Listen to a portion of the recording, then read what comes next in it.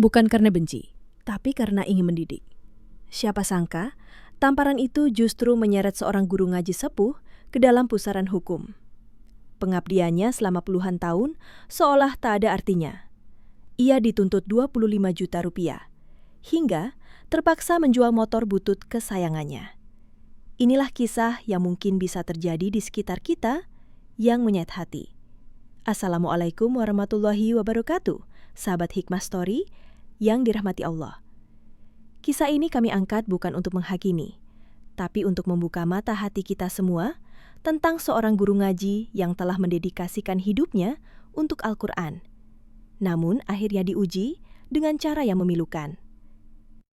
Sebelum kita lanjutkan kisah haru ini, jangan lupa klik tombol subscribe, aktifkan loncengnya, dan bagikan video ini ke teman-teman kalian, agar semakin banyak yang tahu bahwa perjuangan para guru di pelosok negeri ini bukan sekedar tentang ilmu, tapi juga tentang hati dan pengorbanan yang sering tak terlihat. Langit sore di desa Wonosari tampak menguning temaram.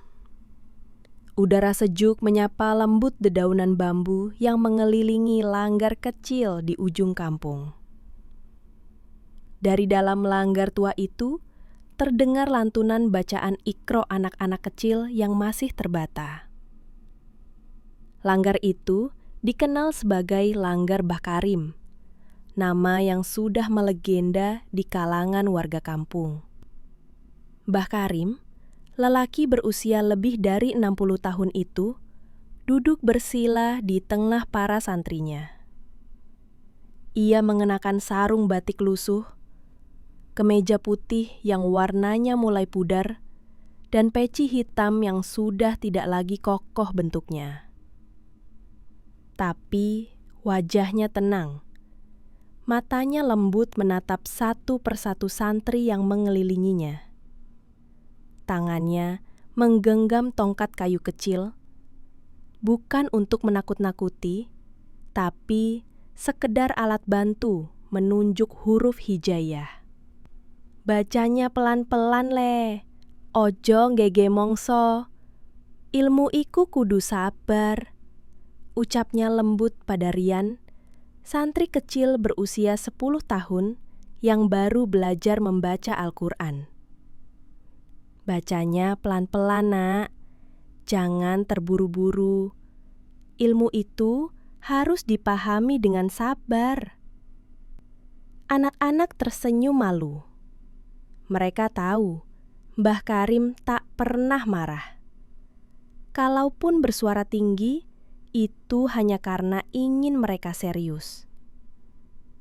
Tak ada rotan atau bentakan, hanya nasihat dan kesabaran yang seperti tak habis-habisnya dari lelaki sepuh itu. Namun suatu sore, semuanya berubah. Rian datang terlambat.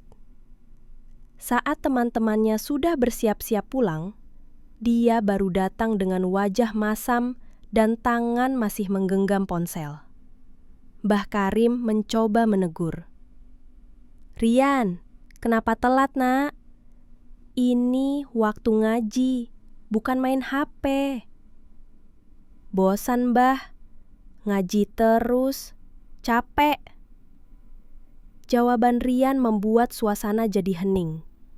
Beberapa anak memandang tak percaya. Mbah Karim pun menarik napas panjang. Ia mencoba mengelus dada, namun wajahnya tampak kecewa. Ia berdiri perlahan, mendekati Rian, dan tanpa berkata apa-apa, ia menamparan pipi kiri sang anak. Pelan, namun cukup mengejutkan. Bukan karena benci, tapi karena ingin menegur keras. Karena Mbah Karim tahu, jika saat ini anak itu dibiarkan, maka kelak akan tumbuh tanpa adab. 2 hari kemudian, ayah Rian datang ke langgar dengan wajah murka. Ia langsung menggebrak meja kayu kecil di sudut langgar. "Pak Karim, Anda berani menampar anak saya. Sekarang saya laporkan Anda ke polisi. Saya tidak peduli berapa lama Anda ngajar di sini. Anak saya bukan untuk dipukul." Desa Wonosari gempar. Banyak yang tak percaya. Polisi datang dan Mbah Karim dibawa ke kantor kecamatan. Warga berkumpul menangis. Tapi hukum berjalan. Dalam sidang mediasi, orang tua Rian tetap bersikeras minta ganti rugi.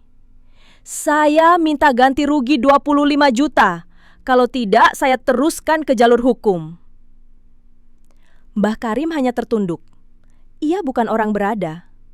Uang 25 juta, ia bahkan tak pernah memegang uang lebih dari 1 juta dalam hidupnya sekaligus. Rumahnya berdinding papan, motornya sudah tua dan ngadat. Hari itu, demi menebus tuntutan, Mbah Karim menjual motor bututnya satu-satunya. Motor yang selama ini ia gunakan untuk membeli kebutuhan istri dan beras di pasar. Ia lepaskan dengan berlinang air mata. Motor iki wis nemen bareng uripku. Tapi nek iki iso nyelamet ke jenengku, tak relakake. Motor ini sudah lama menemani hidupku. Tapi kalau ini bisa menyelamatkan nama baikku, aku rela. Uang dari hasil jual motor ditambah sumbangan warga dikumpulkan. Dengan berat hati, Mbah Karim membayar denda itu, meski ia tak merasa bersalah. Ia menangis bukan karena kehilangan harta, tapi karena merasa dikhianati oleh zaman. Sejak kejadian itu, langgar Mbah Karim sepi. Tak ada lagi suara anak-anak mengaji. Banyak yang takut. Banyak pula yang merasa kehilangan. Tapi bagi Mbah Karim, bukan itu yang paling menyakitkan. Yang paling ngelarani bukan ketika aku ditampar zaman, tapi ketika ketulusanku dianggap kekerasan. Kisah ini bukan dongeng. Bisa saja terjadi di sekitar kita. Di sudut desa, mungkin ada guru ngaji lain seperti Mbah Karim, yang mengabdi tanpa pamrih, tapi dilukai oleh ketidaktahuan atau kesombongan manusia modern.